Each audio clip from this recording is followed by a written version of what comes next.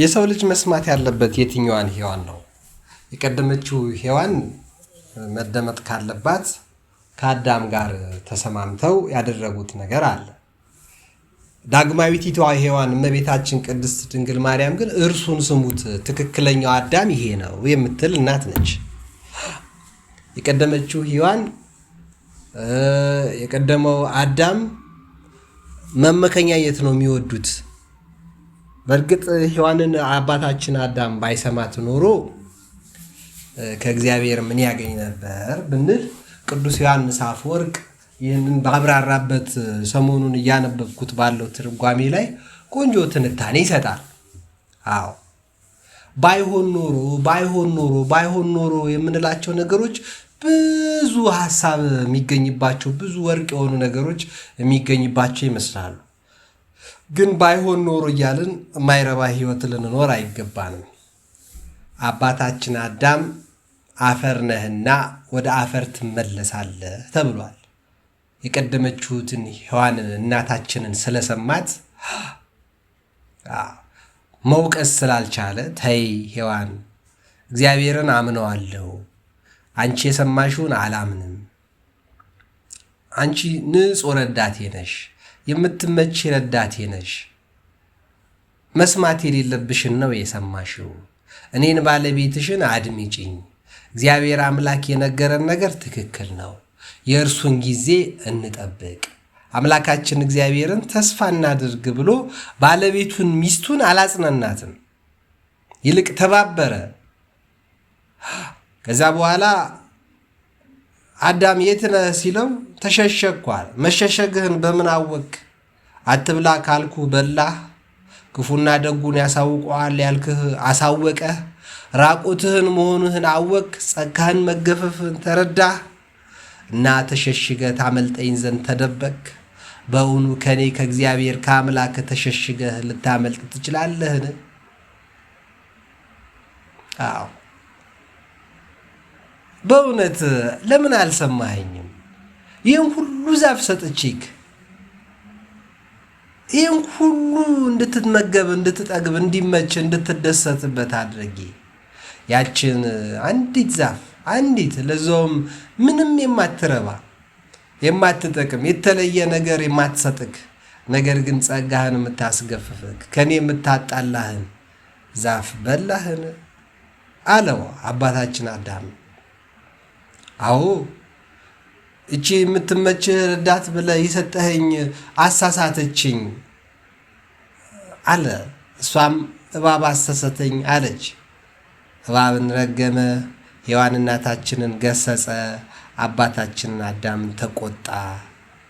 ገሰጸንና ከተፈጠርንበት ከምቾት ስቃይ ከሌለበት በላባችን ጥረን ግረን ከማንበላበት እግዚአብሔር ለዘላለም በደስታ ካኖረበት አባታችን አዳም እናታችን ሔዋንን በደስታ ያለ ክፉ ፍላጎት ያለ ጠማማነት ያለ ነውር ያለ ስቃይ ያለ እንግልትና ያለ ምንም በደል ያለ ምንም ይሄ ወሲባዊ ፍላጎት አዎ ምንም አይነት ኃጢአት በደል ነውር በሌለበት ሕይወት በገነት በምድር ሲመላለሱ ነበረ። እስከ ዛሬ ሰይጣንን እስካገኙበት ቀን ድረስ የተለየ የእግዚአብሔር ሕግ እንዳለ ነው እንጂ የሚያውቁት ዛፉ የሚያስጎመጅ እንደሆነ ሔዋንም አታቅም፣ አስባ አታቅም፣ ገምታ አታቅም፣ ልሞክረው ብላ አታቅም። ክፉ ጓደኝነት መልካሙን አመል ያጠፋል እንደሚለው ሐዋርያው ቅዱስ ጳውሎስ በቆሮንቶስ መልእክቱ ላይ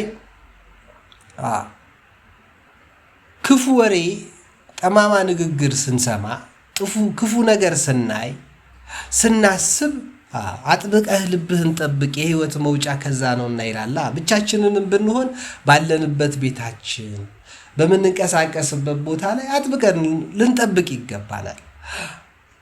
ምክንያቱም በቃ ምድር ወረድን።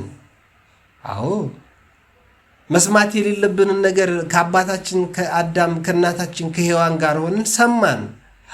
በእናታችን በሔዋን ገላ ሆነን ተሳሳትን፣ በደልን፣ አጠፋን። አባታችን አዳም ጋርም በላን።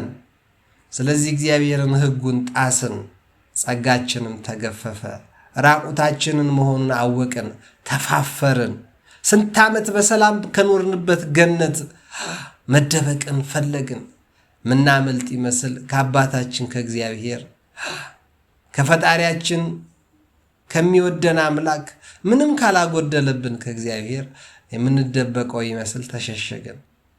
እግዚአብሔር ማዘንልን፣ ምስኪን መሆናችንን አየ። አዎ እንደተሳሳትንም አወቀ። ማፈራችንን፣ ሕጉን መጣሳችንን፣ ይሆናል ብለን ያሰብነው የሰማነው ክፉ ባልንጀራ እንዳሳሳተን እንደተጸጸትን አወቀ። ስለዚህ እንደ ዓለማዊ ዳኞች፣ እንደ ዓለማዊ ጠበቆች፣ እንደ ዓለማዊ ሕግ አስከባሪዎች አላሳቀቀንም። አዘነልን። ጠየቀንም። ምን አጉድዬባችሁ ነው ይህን የበላችሁት አለ። ለጥፋታችንም ኃላፊነት መውሰድ አልፈለግንም። እሷ ነች አለ። እሷንም ተጠየቀች። እሱ ነው ብላ እባብን ገሰገሰች። በአዳምም ገላ ሆነን በሔዋንም ገላ ሆነን ኃጢአተኝነታችን በደለኝነታችን አላመንም። ዛሬስ ነው ዋናው ቁም ነገር። ዛሬስ እናቴ እንዲህ ያደረገች፣ አባቴ እንዲህ ባያረግ ኖሮ፣ ሚስቴ እንዲህ ባታረግ፣ ባሌ እንዲህ ባያረግ፣ ልጆቼ እንዲህ ባያረጉ፣ መስሪያ ቤት እንዲህ ባልሆን፣ መንገዱ እንዲህ ባይበላሽ፣ ከተማ ባልሆን፣ ገጠር ብሆን፣ ውጭ ሀገር ብሆን ኖሮ፣ አረብ ሀገር ቢሄድ፣ አፍሪካ ውስጥ ብሆን ኖሮ፣ ሌላ ሀገር ላይ ብገኝ ኖሮ እያል አይደለም እናመካኘው። ዛሬስ ቢሆን በእውነት የመንገድ ዳር ልማቱ፣ የወንዝ ዳር ልማቱ፣ የመንግስት የልማት አቅጣጫ፣ የመንግስት የአስተዳደር አቅጣጫ ያፈናቀላችሁ ብዙ ናችሁ። እንደኔ ካሁን ምን ይፈጠራል፣ ምን ይወጣ ይሆን እያላችሁ በስጋት በጭንቀት ውስጥ ያላችሁ ብዙ በሚሊዮን የምትቆጠሩ ናችሁ። በሰው ከመታመን በእግዚአብሔር መታመን አይሻል? እግዚአብሔር አንድም ቀን ክረምትን አስቀርቶ ያውቃል? እግዚአብሔር በጋን አስቀርቶ ያውቃል? እግዚአብሔር እንዳይነጋ አድርጎ ያውቃል? እግዚአብሔር ልጅ አልሰጥም ብሏል? እግዚአብሔር አልባርክም ብሏል? እግዚአብሔር እኔ ማስተዳደር አቃተኝ፣ አትብዙ አትባዙ ብሏል? እግዚአብሔር ከብዳችሁኛል፣ ጨንቃችሁኛል፣ ቁጥራችሁ በዝቷል፣ መቀነስ አለበት፣ የምድር ሸክም ናችሁ ብሏል? እግዚአብሔር አልፈልጋችሁም፣ አትረቡም፣ አትጠቅሙኝም ብሏል? አላለም። አምላካችን እግዚአብሔር ተስፋ አልቆረጠብንም። የምናመካኛቸው ምክንያቶች ብዙ ናቸው። እከሌ እያልን የትኛዋን ሔዋን እንስማ? የቀደመችውትን ሔዋን ወይስ ዳግማዊት ሔዋን ወላዲተ አምላክ መብርሃን ቅድስት ድንግል ማርያም እንስማት? መብርሃን ቅድስት ድንግል ማርያምን የሚሰማት ያተርፋል። ምክንያቱም ልጄን ስሙት፣ አምላኬን፣ ጌታዬን፣ ፈጣሪያችንን፣ አባታችንን ለዚህ ልዩ ነገር የመረጠኝን እሱን ስሙት ነው የምትለው። እርሱ ደግሞ ብትወዱኝ ትእዛዜን ጠብቁ፣ ከክፉ ሽሹ፣ መልካምን ብቻ አድርጉ፣ ተስፋም አትቁረጡ፣ እስከ መጨረሻው ድረስ ጽኑ፣ ያላችሁ ይብቃችሁ፣ አልጥላችሁም፣ አይዟችሁ፣ ለወፎች የማስብ ለአበቦች የማስብ እናት አባቶቻችሁ ውራ ሞራ ትንኝን የማይረሳ አምላክ የሚመግብ አምላክ የሚሉኝ እኔ ነኝ። አልጥላችሁም፣ አልተዋችሁም፣ ባላችሁ አመስግናችሁ፣ በጎደላችሁ እየለመናችሁ ኑሩ። አንኳኩ ከፍትላችኋለሁ፣ ለምኑ ሰጣችኋለሁ አለ። መብርሃን እርሱን ስሙት አለች። እናታችን ሔዋን የቀደመችይቱ ግን ምን አለች? እባብን ስሙት እኮ ነው ያለች። አዎ እግዚአብሔር ተሳስቷል። እስቲ እባብን እንስማው፣ ይሄ የሰይጣንን ምክር እንስማ፣ የክፉ ባልንጀራችንን ምክር እንስማ። መልካም መስሎን የመጣው መልካም ወሬ ያወራ ይመስላል፣ እስቲ እንስማው ብላ ራቁታችንን ሆንን፣ በላባችን በወዛችን ጥረንግረን በላዘን ተፈረደብን። አዎ ከሀብት ከቤተሰብ የወረሱ ልጆች ብዙ ላይለፉ ይችላሉ፣ ግን አይጨነቁም፣ ላብ አያወጡም፣ አያስቡም ማለት አይደለም። ውጭ ሀገር ስለሆነ ዶላር ይሸመጠጣል ማለት አይደለም። ብር እንደፈለገ ከቅጠል ላይ ይቆረጣል ማለት አይደለም። ዛሬ እህቶቻችን በየአረብ ሀገር ወንድሞቻችን በኳታር፣ በአውሮፓ፣ በአፍሪካ፣ በአሜሪካ ውስጥ የሚሳቀቁት ወንድም እህቶቻችን ስንት ሚሊዮን ኢትዮጵያውያንን በዚህ በመንግስት በተለያዩ ድርጅቶች የእርዳታ ድርጅቶች ሊያዩቸው ያልቻሉ እግዚአብሔር ብቻ የሚያውቃቸውና እነሱ የሚረዷቸው ቤተሰቦቻቸውን የሚረዱ ስንት ኢትዮጵያውያን በሚሊዮን የሚቆጠሩ ኢትዮጵያውያን እንዳሉ ይገመታል። አዎ ባለውለታዎች ናቸው። በሰው ሀገር ሆነው እንደ አስቴር ህዝባቸውን ያረሱ ኢትዮጵያውያኖች ናቸው። እነዚህ ሰርተህ አትበላም አይሉም። የየቤተሰቦቻቸውን ቀዳዳ የሚደፍኑ የየወገኖቻቸውን ችግር የሚደፍኑ ናቸው። እኔም እንኳ ብዙ እርዳታ አግኝቼ የማላቅ የነበርኩት መረዳትንም የማልፈልግ የነበርኩት ከሀገሬ መውጣትም የማልመኝ የነበርኩት በዚህ በአንድ ዓመት ውስጥ ሰው እርዳታ ላይ ወድቄያለሁ። ስለዚህ በውጭ ሀገር ፈግተው ለፍተው ከሚያገኙ ሰዎች በሀገራቸውም ለፍተው ደክመው ከሚያገኙ ሰዎች ድጋፍ አገኛለሁ። አዎ በቃ ወደ ድጋፍ ከወረድን ምንሰራው ስራ እስኪኖረን ድረስ ተስፋ አለመቁረጥ ነው ያለብን። ምክንያቱም ጌታ አልተዋችሁም፣ እረኛ እንደሌለው ልጆች አልተዋችሁም፣ ዲቃላ አይደላችሁም፣ ልጆቼ ናችሁ ብሏል። ያስብልናል። በኃጢአታችንና በበደላችን በጠማማነታችን አንዳንድ ዋጋዎች እየከፈልን ነው እንጂ የራሳችን አልመለስ ብለን እንጂ እኔም ስራ እግዚአብሔር ከልክሎኝ ጥገኛ አድርጎኝ አይመስለኝም። የገዛ ራሴ አስተሳሰብ ያዋጣኛል ያልኩት ትምህርት እሄድበታለሁ ይሳካልኛል ያልኩት አካሄድ ጠማማ ስለሆነ የዘራሁትን አገኘው፣ የዘራሁትን አጨድኩ። በስጋ የዘራሁት መበስበስን አመጣብኝ። ስለዚህ በትምህርት፣ በስራ፣ በኑሮ፣ በብዙ በትዳር ሀሳብ፣ በቤተሰብ፣ በቤተ ክርስቲያን ጉዳይ፣ በሀገር ጉዳይ፣ በዓለም ጉዳይ ስቃይ ውስጥ ወደቅኩ። አዎ እንዴት አያሳስብም? በኢራንና በእስራኤል በአረብ ሀገርና በአውሮፓ በአሜሪካና በሩሲያ በቻይና ውስጥ ያሉ ወገኖቻችን ወደ እንስሳነት መቀየራቸው፣ ከሰውነት ክብር ዝቅ ማለታቸው እንዴት አያሳስብም? በተለያየ ስቃይ፣ ፍርሃት፣ ስጋት ውስጥ፣ ጭንቀት ውስጥ መግባታቸው እንዴት አያሳስብም? ዓለማችን ያለችበት ሁኔታ በሰው እጅ ስትሆን ያሳዝናል። ምክንያቱም የምንሰማው ክፉ ባልንጀሮቻችንን ነዋ። ሕይወትን የማያድሉ፣ ሕይወትን የማያቀርቡ፣ ከእግዚአብሔር የሚያራርቁ፣ ተስፋ የሚያስቆርጡ አርቲፊሻል ኢንተለጀንስ፣ ኒውክለር ቦምብ፣ ባዮሎጂካል ዊፐን በቃ እየተባለ ሳይንሱ ጭንቀት ነው የሚዘራው። የሚበላ ጠፋ ይላል። የሚታረስ መሬት ሳይጠፋ፣ የሚዘራበት መሬት ሳይጠፋ፣ የሚሰራ ስራ ሳይጠፋ ጭንቀት የሚዘራ ህዝብ ነው ያለው። የሚያስጨንቃችሁን ሁሉ በእኔ ላይ ጣሉ የሚለው ልጇን ነው ስሙት ያለችን እመብርሃን እናታችን አዛኝቷ ቅድስት ድንግል ማርያም። የቀደመችው እናታችን ራቁታችን የምንሆንበትን ክፉ ጓደኛ ገጠማትና አሳሳተኝ አለች። እውነት ነው፣ አሳስቷታል። ተሳስተናል፣ ከእርሷ ጋር በድለናል፣ ቀጥፈን በልተናል። ራቁታችንን የሆነው ለዛ ነው። ራቁታችንን መጣን። ስለዚህም ጸጋችን ተገፎ የነበርነው ሰዎች ያው ራቁታችንን ሊሽርልን አዲስ የሆነ መንገድ ሊከፍትልን ክርስቶስ መጣ። እስቲ ከዛ በፊት ትላንት በአጋጣሚ የገጠመኝንም ነገር ልንገራችሁ። 45 ሚሊዮን ብር ያወጣል መኪናው። የሄድኩበት መኪና አዲስ ነው፣ የ2025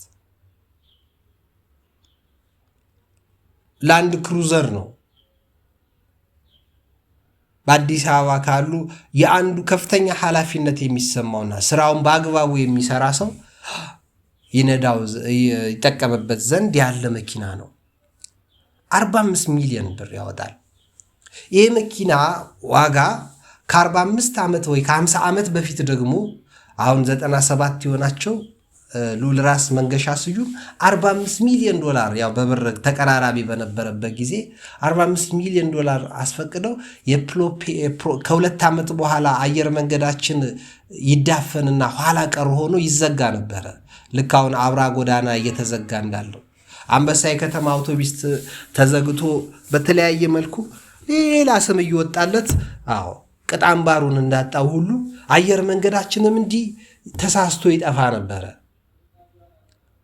እንዳይጠፋሉ ራስ መንገሻ ስዩም በራሳቸው ይልማ ደሬሳ የገንዘብ ሚኒስቴሩ የውጭ ጉዳይ ሚኒስቴር አክሊሉ ሀብተወልድ ባይስመሙም ንጉሱን አሳምነው 2 ካፒቴኖች 6 ቴክኒሻኖችን ከ2 ጀቶች ጋር አነጻጽረው ብዙ አውሮፓውያን ባላገኙበት ሰዓት ከዓለም ጋር እኩል ትይዩ እንድትሆን ለፉ። ያኔ 2 ጀቶች ተፈጠሩ። ለ2 ካፒቴኖች ከዚያ በላይ ለሆኑ ካፒቴኖች በቋሚነት ግን ለ2 ቢያንስ ለመነሻ 6 ቴክኒሻኖችን ቢያንስ ለመነሻ ስራ እንዲያገኙ አድርገዋል። እና በዚህ ምክንያትም እኔ ማንንም ወክዬ አይደለም ራሴን ወክዬ ሄጄ አመስግኛቸው ጉልበታቸውን ስሜ እጃቸውን ስሜ የአፄ ዮሐንስ ልጅ ስለሆኑ አይደለም።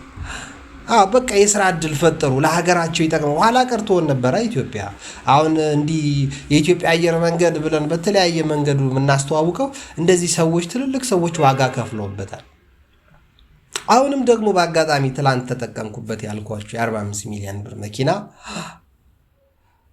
ሀገር ይጠቀምበት ዘንድ ድርጅቱ ይጠቀምበት ዘንድ ወቅቱ ካፈራ ዋጋ አንጻር የ45 ሚሊዮን ብር መኪና እንዲገዛ ያደረገ አጋጣሚ አንድ ከፍተኛ የመንግስት ባለስልጣን ጋር የመገናኘት እድል ነበረኝ እና ያንን መኪና ለማየት ቻልኩ።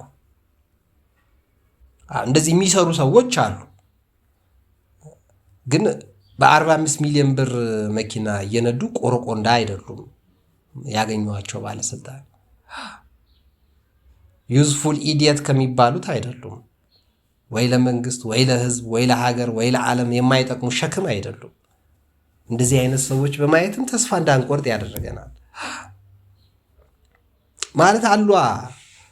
እግዚአብሔር አልተዋችሁም ብሏል። ስለዚህ ቅኖች እንዳሉ በየአካባቢው የሚለፉ የሚደክሙ ከልባቸው ከአንጀታቸው ሀገር ለማገልገል ህዝብ ለመጥቀም የሚለፉ እንዳሉ አየሁ ትላንት። የግድ ካላየው ብዬ ነው መኪናዋን ለማየት የሞከርኩት። ባለስልጣኑን የግድ ጨቅጭቄ ነው እና ተጠቀምኩባት፣ አየኋት። ከተማዋይቷ ውስጥ ከሚንፈላሰሱ የ45 ሚሊዮን ብር ዋጋ ከ50 ሚሊዮን አካባቢ ከሚገመቱ መኪኖች መካከል አንዷ ነች ማለት ነው። ባለስልጣኑን ከህዝብ ለመኖር የማይከብደው እንደሆነ ተረድቻለሁ እና አንድ እንዳልሆኑም እንደዚህ አይነት ባለስልጣናት አስተዋልኩ። በቤተ መንግስት፣ በቤተ ክህነት፣ መንግስታዊና መንግስታዊ ባልሆኑ ተቋማት፣ በተለያዩ ድርጅቶች ውስጥ እንደዚህ የሚለፉ መንግስታዊና መንግስታዊ ባልሆኑ በተለያዩ የእምነት ድርጅቶች ውስጥ ጭምር ጤነኛ ሰዎች እንዳሉ ተስፋ አደርጋለሁ። አንድ ሙራድ የሚባሉ የግብፅ ኦርቶዶክስ ቤተክርስቲያን ካህን፣ መቼም ሙራድ ሲባል ሙስሊም ነው ይመስለን፣ አረበኛ የቻለው ሁሉ ሙስሊም ነው ይመስለን። ኢራቅ ውስጥ ስንት ክርስቲያኖች፣ ቱርክ ውስጥ ስንት ክርስቲያኖች፣ ኢራን ውስጥ ስንት ክርስቲያኖች፣ ሶሪያ ውስጥ ስንት ክርስቲያኖች፣ እንደውም ጭራሽ የክርስቲያን ሀገሮች እንደሆኑ ሁሉ ጠፍቶብን ነው እንጂ ዛሬም እኮ ክርስቲያኖች አሉ። እኚህ ቄስ ሙራድ የሚባሉት የግብፅ ኦርቶዶክስ ቤተክርስቲያን ካህን ትላንት ያለ ምክንያት አልጠቀስኩትም። ለምንድን ነው? ትላንት ቆንጆ ትምህርት ሰማው። ከሁሉም እምነት ውስጥ እኮ በጎ ምግባር አትስሩ የሚል የለም። መቼም ስረቁ ትንሽም ብትሆን ስረቁ የሚል ሃይማኖት የለም። ስረቁ የሚል የተለያየ የእምነት ድርጅት ቢሆኑም ስማቸው ብዙ ቢሆንም ሙስሊምም ጭምር በክፋትና በርኩሰት አያምንም። መልካም ለማድረግ ነው። ሁሉም ሃይማኖት በጎ ለማድረግ ነው የሚሰብከው። ስለዚህ የኢትዮጵያ ኦርቶዶክስ ተዋሕዶ ቤተክርስቲያን ወይም ኦርቶዶክሳዊ ተዋሕዶ ቤተክርስቲያን አባል ለመሆን ምን በጎ ለመስራት ነው እንዴ አባል የምንሆነው? ቤተክርስቲያን የምንሄደው በጎ ሰው ለመሆን ነው እንዴ? በጎ ሰው ለመሆንማ የሆነ አንዱ ሃይማኖት አባል ለምን አንሆን? በጎ ለሰው ለመሆንማ አለማመንም እኮ ምንም አላምንም የሚሉ ሰዎች አሉ። ሃይማኖት ውስጥ ያሉ አንዳንድ ጠማማ ሰዎች እያበሳጯቸው ከእምነት ውስጥ ወጣን የሚሉ ሰዎችም አሉ። ለምን? ሰውን እያዩ ሰው ካየ ሰው ትጠፋለህ፣ ገደል ትገባለህ። አንዳንድ መጥፎ የ45 ሚሊዮን ብር የሚነዱ ሹፌሮች ስናይ እንጠፋለን። ሁሉም መጥፎ ይመስለናል። አንዳንድ የመንግስት ባለስልጣናት ጠማሞች ሆነው ስናይ ሁሉም ባለስልጣን ክፉ ይመስለናል። አንዳንድ የሃይማኖት አባቶች ጠማሞች ሆነው ስናይ ሁሉም ጠማማ ይመስለናል። የተለያዩ የእምነት ድርጅቶች ውስጥ ጠማማ ወንጌላውያን፣ ኡስታዞች፣ ሰባኪያን፣ አገልጋዮችን በሬዲዮ፣ በቴሌቪዥን፣ በተለያዩ በቲክቶክ፣ በዩቲዩብ ስናይ ሁሉ ጠማማ ይመስለናል። ስለዚህ ተስፋ እንድንቆርጥ ያደርገናል። የዘላለም አባት፣ የሰላም አለቃ፣ የሰላም ንጉሥ፣ ሁል ጊዜ እረፍት የሚገኘው እናንተ ደካሞች ሸክም የከበዳችሁ ሁሉ ወደ እኔ ኑ። ሰው አትመልከቱ፣ ያልጸናውን አትዩ፣ ሩጫቸውን ያልጨረሱትን፣ ሃይማኖታቸውን ያልጠበቁ፣ መልካም ገድል ያልተጋደሉትን አትዩ፣ እኔን ብቻ እዩ። ሰማያትን አጽንቼ ከላይ ብጥብጥ ውሃ እንዲሸከም አድርጌ ጠፍር ላይ የሰቀልኩላችሁ እኔን ብቻ የጸናሁትን እኔን ማንም ሊደርስበት በማይችለው ከፍታና ጥልቀት ውስጥ ያለሁትን እኔን ብቻ ተመልከቱ። በሰው ከመታመን በእግዚአብሔር መታመን አይሻላችሁም? ሰውን ተስፋ እኮ ማድረግ መረገም ነው። ስጋ ለባሹን ተስፋ የሚያደርግ ርጉም ነው እንደተባለ ደካሞችን አትተማመኑባቸው። በየእምነቱ በየአካባቢው በየሰፈሩ በየመንደሩ ያሉ ብርቱ የሚመስሉ ሰዎችን አትዩ አለ እግዚአብሔር። ክፉዎች አሏ፣ ያልጸኑ ናቸዋ። ቢጸኑም ትንሽ ነው አቅማቸው፣ ደካማ ነው። ብዙ ረጅም ርቀት አያስኬዱንም። ስለዚህ ነው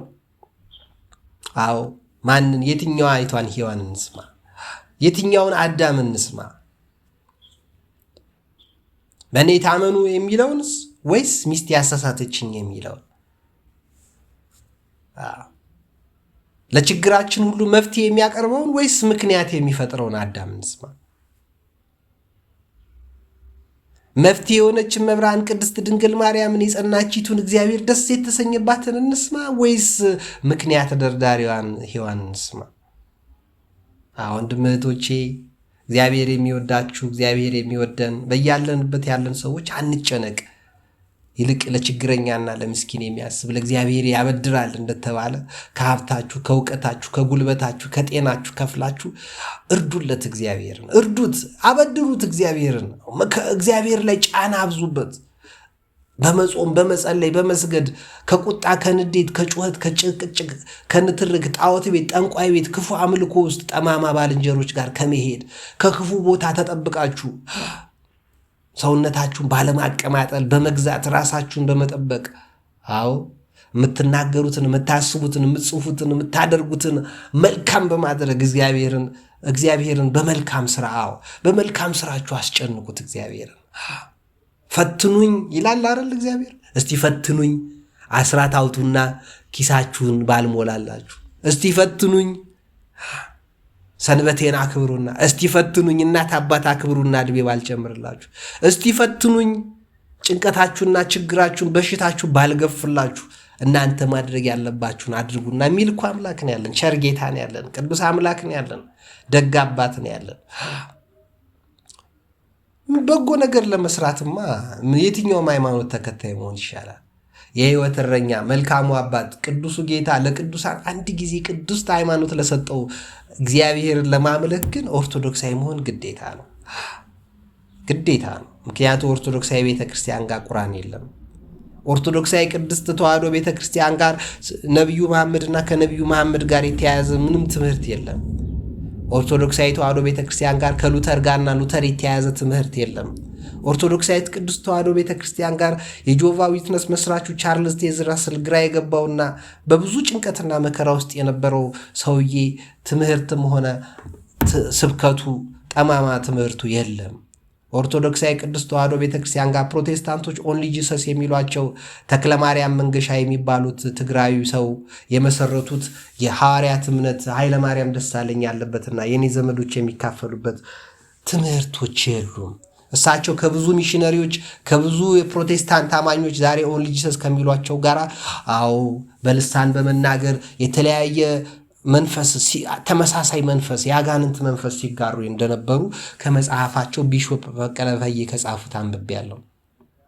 የዚህ አይነት ግራ የገባው ትምህርት ኦርቶዶክሳዊ ቤተክርስቲያን ውስጥ የለም። ለእነሱ ይጠቅማቸው ይሆናል። እነሱ ይፈልጉትን ያድርጉ። እግዚአብሔር እዛ ውስጥ ላሉ ለቅኖች ይደርስላቸዋል። ቃለ ሕይወትና መሰረተ ክርስቶስ ሲመሰረቱ የነበሩት ዶክተር ተስፋጽዮን ደለሌ የከምባታ ሀዲያ አካባቢ ተወላጁ የዛ አካባቢ ነዋሪው አሁን 80 ዓመት አለፋቸው።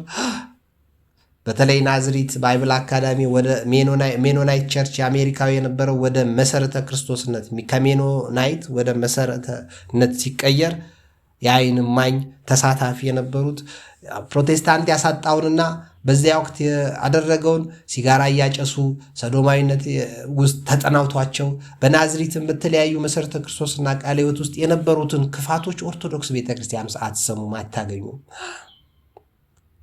የካቶሊክ ቤተክርስቲያን ከ8000 ምዕመናን ቅዱሳን ካህናት በላይ አስገድሎብናል። ጎንደር ላይ ከ400 ዓመት በፊት ከአጼ ፋሲል በፊት አስገድሎብናል። ከዚያ በአድዋ ጦርነት ምክንያትም በብዙ 100,000 ሕዝብ እንዲያልቅ ተደርጓል። ከዚያ አቡነ ጴጥሮስን አቡነ ሚካኤልን የመሳሰሉትን አስገድለው በዘረኝነት በብሔር በሃይማኖት በባህልና በቋንቋ ከፋፍለውን ከዚያ ወደዚህ ሀገራችን ትርምስምሷ ወጥቶ ትልልቅ ሰዎች እየተገደሉባት ረፍት አልባ ኑሮ እንኖራለን። በዚህ ሁሉ ቅጥባጣ አኗኗር ውስጥና ስርዓተ መንግስት ስርዓተ ትምህርት ሀገራችን ውስጥ ወደ ቀደም ወደ አባቶቻችን ትምህርት እስክንመለስ ድረስ ረፍት አናገኝም። የአባቶቻችን አምላክ ቅዱስ ነው። የአባቶቻችን አምላክ እግዚአብሔር ክቡር ነው። በብራና በድርሳናት በግዕዝ ቋንቋ የተጻፈው ርኩስ ጽሑፍ አይደለም። ከአረበኛ የተገለበጠ የአረብ ክርስቲያኖች እጅግ ግሩም ድንቅ የሆኑ ጽሑፎች አሉ። ከሶሪያና ከግሪክ ከአርመን ከህንድ ከተለያዩ አገሮች የተገለበጡ ጠቃሚ ብዙ ጽሑፎች አሉ። ፈረንሳይኛና ከእንግሊዝኛ ከተለያዩ የዓለማችን ቋንቋዎች ከዕብራይስጥ የተተረጎሙ ብዙ ጽሑፎች አሉ። እነዚህን ጽሑፎች ለማንበብ ትጉዎች ወደ ነበሩት ወደ አባቶቻችን ስልጣኔ መመለስ አለብን። ወደዚያ ለመመለስ እኮ መልካም ሰው ብቻ መሆን አይበቃም። መልካም ሰው ለመሆን ምንም ግዕዝ አያስፈልግም። ቤተክርስቲያን አታስፈልግም። መልካም ሰው ለመሆን ጆቫብ ይበቃል። መልካም ሰው ለመሆን ኦንሊ ጂሰስ ይበቃል። መልካም ሰው ለመሆን ሙስሊም መሆን ይበቃል። መልካም ሰው ለመሆን ካቶሊክ መሆን ይበቃል። መልካም ሰው ለመሆን ጥሩ የመንግስት ሰራተኛ መሆን ይበቃል። መልካም ሰው ለመሆን ንግድ ላይ ታማኝ ነጋዴ የሆነ መገኘት ይበቃል። መልካም ሰው ለመሆን ከእንስሳት መሻል በቂ ነው። በአቅምህና በችሎታ እግዚአብሔርን አመስግነ መኖር በቂ ነው። ነገር ግን የትኛዋን ሔዋን ሰምተህ የትኛውን አዳምን አድምጠህ ነው ከመልካም ሰውነት በላይ የተፈጠርክበትን ዓላማ ለነፍስህ እረፍት ለስጋህ ጤና የህይወትህን ትርጉም ልታገኝ የምትችለው የትኛው ነው? መልካም ሰው መሆን እኮ ማለት የህይወት ትርጉምን ማግኘት ማለት እኮ አይደለም። ባቅምህ አመስግነህ ባለ ዘና ብለህ ሳትጨነቅ መኖር ነው መልካም ሰው መሆን አይደል እንዴ? የመልካም ወጣት ፕሮጀክት ብለው የሚያራምዱ ሰዎች አሉ አይደል? እንደነሱ የተለያየ ሌሎችም አጭበርባሪ ስራዎች የሚሰሩ መልካም ሰው ለመፍጠር ስለምን መልካም ትለኛለህ? ባልንጀራህን ውደድ ባዩ መድኃኔዓለም ኢየሱስ ክርስቶስ። መልካም ሰው እኮ ክርስቶስን የሚመስል ሰው መፍጠር ነው። እኔ ክርስቶስን እንደምመስል እናንተን እኔን ምሰሉ ወደሚል ማንነት ውስጥ ማደግ ነው። መልካም ሰው ለመሆን እኮ ሐኪምም እኮ ይመክራል። ብዙ አትብላ፣ ስኳሪ ይዘሃል፣ ካንሰር ይዘሃል፣ ብዙ አትጠጣ፣ ጉበት ይፈርጣል፣ ኩላሊት ይበላሻል፣ አታጭስ፣ ጥርስህ አፍህ ይበላሻሻል፣ ይሸታል፣ ሰውነትህ ይከረፋል፣ አትተኛ፣ ብዙ አትተኛ፣ ትንሽ ተንቀሳቀስ ብሎ እኮ ዓለምም ይነግርሃል። ይሄንንማ እንዴ ዓለም የሚነግረንን ለመስማት ነው እንዴ ቤተክርስቲያን የምንሄደው? ቤተክርስቲያን የምንሄደውማ እንዴ ድንግል ማርያምን ለመስማት ነው። እውነተኛይቷ ትክክለኛይቷ ሁለተኛይቷ ሔዋንን ለማወቅ ነው። እሷን የመረጣት አምላክ እሷ የወለደችልን ፍሬ ለመቀመስ ነው። የወለደችው ፍሬዋ ቡሩክታ አንቲ እምአንስቶ ወቡሩክ ፍሬ ከርስኪ ያለ የተባለችው ቡሩክ ነው። ካንቺ የተወለደው ቡሩክ ቅዱስ የእግዚአብሔር ልጅ ነው የተባለላት ቅዱሳን የመሰከሩላት የሕይወታችን ተስፋ የነፍሳችን እረኛ። በእውነት ሰላም እናገኛለን ከኦርቶዶክስ ውጭ ሆነ? ሰላምማ አለ። ቻይናም እኮ አለ ሰላም፣ አውሮፓም ውስጥ አለ ሰላም። ምን አይነት ሰላም ነው ያለው ነው? የዓለም ላይ ሰላም የለም እኮ አይደለም። ሰላምማ አረብ ሀገር ውስጥም አለ፣ አፍሪካ ውስጥም እኮ አለ። እንደየቦታው እንደየቤቱ ሰላም አለ። ግን የክርስቶስ ሰላም አለ ወይ ነው? እኔ የምሰጣችሁ ሰላም ዓለም እንደሚሰጣችሁ አይደለም። ዮሐንስ ወንጌል ምዕራፍ 14 ላይ አይደል ቢለው? ወገኖች እስቲ እናንብበውና አጠር ለማድረግ ልሞክር። ምንድን ነው የሚለው? ልባችሁ አይታወክ አይደል? ልባችሁ አይታወክ፣ በእግዚአብሔር እመኑ፣ በእኔም ደግሞ እመኑ። በአባቴ ቤት ብዙ መኖሪያ አለ። በቃ ስፍራ አዘጋጅላችኋለሁ፣ ወስዳችኋለሁ። ከኔ በቀር ማንም የሚወስዳችሁ የለም። አብን ከኔ በቀር የሚያውቀው የለም። አንተ ፊልጶስ እስከ ዛሬ ስኖር እኔ በአብ እንዳለው አብ በእኔ እንዳለ አታውቅም? አብ ወልድ መንፈስ ቅዱስ በሉ ያልኳችሁ ዝም ብዬ ነው? በአብ ወልድ በመንፈስ ቅዱስ ስም አጥምቆ ያልኳችሁ ዝም ብዬ ነው? የባህሪ ማንነታችንን አይደል የነገርኳችሁ? ሚስጥር እኮ ትጠብቃላችሁ። አምላካዊ ሚስጥር ይገባችኋል ብዬ ነው እንጂ ምድሩ ነገር ሳይገባችሁ እንዴት መንፈሳዊ ነገር ይገባችኋል? የምድሩ ነገር እኮ ሲገባችሁ ነው መንፈሳዊ ነገርን ወደ ማወቅ የምትሄዱት። ስለዚህ መልካም ሰው ለመሆን ብቻማ ሃይማኖት አያስፈልግም።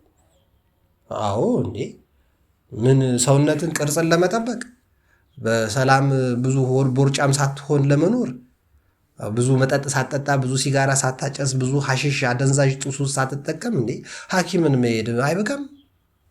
ጤናን መጠበቅ፣ ጂም ቤቶች መመላለስ፣ ስፖርት መስራት፣ የማያምኑ ሰዎችን ሐሳብ መከተል እኮ በቂ ነው። አሉ ጤነኛ ሰዎች። አይደለም። ልባችሁ አይታወክ፣ በእግዚአብሔር እመኑ፣ በእኔ ደግሞ እመኑ የሚለው ጌታ ነው። ሰላም ዓለም እንደሚሰጠው ሰላም አይደለም ከእግዚአብሔር የሚገኘው። ሰላሜን እሰጣችኋለሁ። እኔ የምሰጣችሁ ሰላም ዓለም እንደሚሰጠው ያለ ሰላም አይደለም። የኔ ሰላም ይለያል።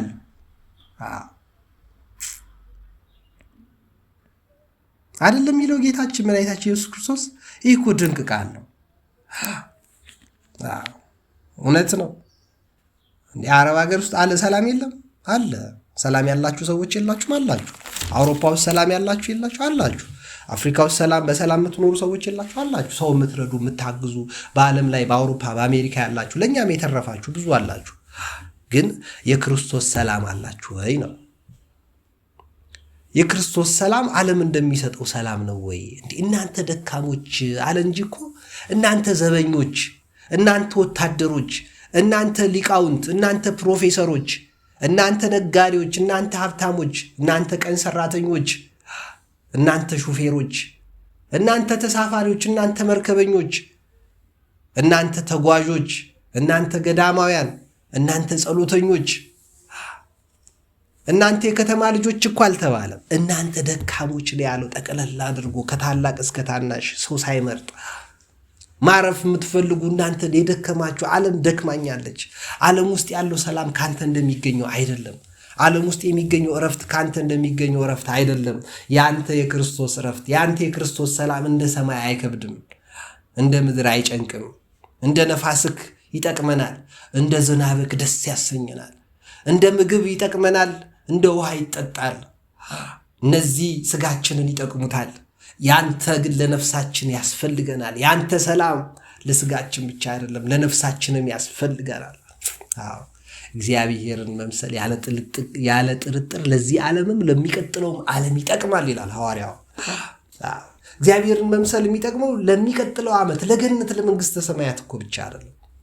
የቀደመችውትን ሔዋን አለመስማት፣ ይችኛዋን ሔዋን መስማት፣ የቀደመውን አዳም አለመስማት ምክንያት ደርዳሪውን ይሄኛውን አዳም መስማት የሚጠቅመን መድኃኒታችን፣ ፈጣሪያችን፣ አለኝታችን መድኃኔ ዓለም የምንለው የዓለም ብርሃን፣ የዓለም ጌታ፣ የዓለም አባት፣ የዓለም እረኛ፣ የተስፋ ሁሉ ምንጭ፣ የነገሮች ሁሉ ብርሃን፣ እጃችንን ወደ እግዚአብሔር የምንዘረጋ ኢትዮጵያውያን ወገኖቼ እርሱ ነው እረኛችን። እርሱ የሚሰጠን ሰላም፣ እርሱ የሚሰጠን ተስፋ፣ እርሱ የሚሰጠን ደስታ ዓለም እንደሚሰጠው አይደለም። ከደሞዝ የሚገኝ ደስታ አለ። ከልጆች የሚገኝ ደስታ አለ። ከመኪና የሚገኝ ደስታ አለ። ከሀብት የሚገኝ ደስታ አለ። ከመስራት የሚገኝ ደስታ አለ። ከማንበብ የሚገኝ ደስታ አለ። ለምሳሌ እኔ የቅዱስ ዮሐንስ አፈወርቅን ጽሑፍ እያነበብኩ አይደል? ለዛ አይደል ማካፍላችሁ ደስ ስላለኝ። ስራ ፈት መሆን እኮ ስራ ፈታ ብቻ አያደርግም። ይኸው ያነበብኩትን ወደ ማካፈል ራሳችሁን እንድትመረምሩ ወደ ማድረግ ለእናንተ ተስፋ እንዳትቆርጡ አይደለ? እኔ እንኳን ደካማው ተስፋ አልቆረጥኩም። ለምን እናንተ ተስፋ ትቆርጣላችሁ? በያላችሁበት ሀገር ለማለት አይደለ? ስለዚህ ተስፋ አትቁረጡ። እኔ ስራ ፈቱ እንኳን ተስፋ አልቆረጥኩም። እናንተ ስራ እየሰራችሁ እንዴት ተስፋ ትቆርጣላችሁ? ሰው እየረዳችሁ፣ ሰው እያገዛችሁ፣ አዎ ለእግዚአብሔር እያበደራችሁ ለቤተ ክርስቲያን አስራታችሁን እያወጣችሁ እንዴ የታመመ እየጠየቃችሁ የተራበ እያበላችሁ የተጠማ እያጠጣችሁ የተራቆተ እያለበሳችሁ የተቸገረ ቤተሰባችሁን እያገዛችሁ እንዴት ተስፋ ትቆርጣላችሁ? እናንተማ እግዚአብሔር ዕዳ አለበት የእናንተ። አዎ ብቻ በዚህ በልባችሁን ጥሩ እያረጋችሁ እግዚአብሔር ላይ ዕዳችሁን እያበዛችሁ ድሃ እየረዳችሁ የተጨነቀ እያጽናናችሁ እየጠየቃችሁ ዕዳችሁ የእግዚአብሔርን ዕዳ ማብዛት ነው። ለምን? በዚያ በኩል እግዚአብሔር ፈትኑኝ ብሏል። ፈትኑት። መስማት ያለብንን እግዚአብሔር የሰጠን ሕግ ፈትኑኝ ነው። በቃ ስትቆፍሩ በላባችሁ በወዛችሁ ስትለፉ ስትደክሙ እባርክላችኋለሁ ያለ ጌታ ስለለፋችሁ አይደል ደሞዝ የምታገኙት ገንዘብ የምታገኙት ስራ የምትሰሩት የ50 የ60 የ100 ሚሊዮን መኪና ሀብት ንብረት ቤት ስልክ የምትይዙት ስለለፋችሁ አይደል? በዚህ በአመፃ ገንዘብ ደግሞ መልካም ስሩበት። በዚህ በአመፃ ገንዘብ ቤተክርስቲያን ተሳልሙበት፣ አስቀድሱበት፣ ጸልዩበት፣ ለድሃ ጠይቁበት፣ ልብሳችሁን አካፍሉበት፣ ያላችሁን ጠይቁበት። ይህ አመፃ ገንዘብ ነው። ምንም የፈለገ ንጹህ ቢሆን ይህ ምድር ላይ ያለ ገንዘብ እርኩሳት አያጣውም፣ በደል አያጣውም፣ ክፋት አያጣውም፣ ሴራ አያጣውም። ለዚያ ነው በዚህ በአመፃ ገንዘብ መልካም ስሩበት ተብሎ የተነገረል። ክርስቶስም ምንድን ነው ያለው? እስከ መጨረሻው ድረስ ጽኑ፣ በቃ ጽኑ፣ ተስፋ ሳትቆርጡ ጽኑ። እመቤታችን ቅድስት ድንግል ማርያም ደግሞ እሱን ስሙት አለች። እሱ ደግሞ ባልንጀራችሁን ውደዱ። እኔ ጌታ አምላክ ስትሉኝ ዝቅ ብዬ እናንተን እግር ካጠብኩ እናንተም ደግሞ አቅም ለሌላቸው አድርጉ አይደለም የሚለው ጌታ። በቃ አበድሩት ማለት ይሄ ነው። እሱ ዝቅ ብሎ እግር ሲያጥብ፣ እሱ ዝቅ ብሎ ድሆችን ሲረዳ፣ እሱ ዝቅ ብሎ ሰዎችን በየሰፈሩ ልትድን ትወዳለህ እያለ በየጸበሉ ቦታ በየሕክምናው ቦታ የታመሙ የተሰቃዩ የተጨነቁ የተቸገሩትን በየቤተ ክርስቲያኑ እየዞረ እንደረዳው በየመንገዱ የሚጮሁ ፕሮቴስታንቶችን መስማት ጥሩ አይደለም። ክርስቶስ በሽታ አይደለም፣ አልጮህም፣ ሰላም አልነሳም። ወንጌል ማጭበርበሪያ አይደለም። ወንጌል መሳለቂያ አይደለም። ወንጌል ጆሮ ማቁሰያ አይደለም። የሰውነትን ሰላም መንሻ አይደለም። ሰላም ያጡ ሰዎች የሚናገሩት አይደለም። ሰላም ያላቸው ሰዎች ሰላማቸውን እያሳዩ እየመገቡ የተጨነቁትን እያረጋጉ ነው እንጂ ወንጌል የሚሰበከው ሳይላኩ መስበክ ተዋቸው። እግዚአብሔር የሚጠርገው ጊዜ ሲኖረው ይጠርጋል። መንግስትም የምድራዊ መንግስት ማስታገስ እስከቻለ ድረስ ያስታግሳል። በቤተ ክርስቲያን ሂዱ፣ ጽኑ። ዳግማዊት ቲቷን መብራን እመቤታችን ቅድስት ድንግል ማርያምን ስሟት። የቅዱስ ኡራኤል በረከት የጻድቃን የሰማዕታት ጸጋ ሀብት ከሁላችን አይራቀን። ይህንን ለማለት ነው። መስማት ያለብን ይሄን ነው። አዳምና ሔዋን በጣም የሚገርም እኮ ነው። እግዚአብሔር ሰይጣንን ቀጠቀጠላቸው። ጭንቀትሽን አበዛዋለሁ፣ ወደ ባልሽ ትሆኛለሽ፣ የሚስትን ቃል ሰምተሃልና እኔን አልሰማኸኝምና እንዳትበላ ካዘዝኩ በልተሃልና ሁሉም ብላ ያልኩህን መብላት አትብላ ያልኩህን እኔን በመናቅ በልተሃል፣ ሚስትህን ሰምተሃል፣ አቃለኸኛልና ከአንተ የተነሳ ምድር የተረገመች ትሆን። በዘመን ሁሉ በድካም ከእርሷ ብላ፣ እሾህና አሜኬላ ይብቀልብህ፣ ድከም፣ የምድር ቡቃያ ትበላለህ። ወደ መጣህበት መሬት እስክትመለስ ድረስ በፊት ወዝ እንጀራን ትበላለህ፣ አፈርነ ወደ አፈር ትመለሳለህ። አዳምም ይላል ለሚስቱ ሔዋን ብሎ ስም አወጣላት። ሞት ያመጣችበት ሕይወት የሚላት ለምንድን ነው? ስለገባው ነው። እግዚአብሔር ተስፋ አስቆራጭ ንግግር አይደለም የተናገረው። ድከም፣ ልፋ፣ ጣር፣ ውጣ፣ ግባ፣ ተነስ፣ ድከም፣ የምትችለውን ያህል ስራ፣ ለድሃ አብድር፣ ለተጨነቀ እርዳ፣ ላግዝልኝ፣ ስሰጥክ፣ ስባርክክ፣ ሳበዛልክ እውቀትን፣ ችሎታን፣ ስልጣንን፣ ሀብትን፣ ዝናህን፣ ውበትህን፣ ብዙ ክብርህን ስጨምርልክ ተጠቀምበት። ለሌላቸው እርዳ፣ አታላግጥበት። በድሃና በችግረኛ ላይ የሚያላግጥ እግዚአብሔር ያላግጥበታል፣ ይስቅበታል፣ ይሳለቅበታልና ብሏልና መልካም እንድናደርግ ነው። ዳግማዊቲቷ ሔዋንን እንስማት፣ እሷ ልጄን ስሙት ነው ያለችው እና እርሱን ሰምተን መጨረሻችን እንዲያምርልን የአባታችን የሕያው እግዚአብሔር ቅዱስ ፈቃድ ይሆንልን። የሁላችንንም መጨረሻ ያሳምርልን። በያላችሁበት በጸሎት በምትችሉት ሁሉ አስቡን። ዩቲዩብ ላይ ለጥፍላችኋለሁ። ይጠቅማል ካላችሁ ሀሳብ አስተያየት ስጡ፣ አጋሩ፣ ሼር አድርጉ፣ ሰብስክራይብ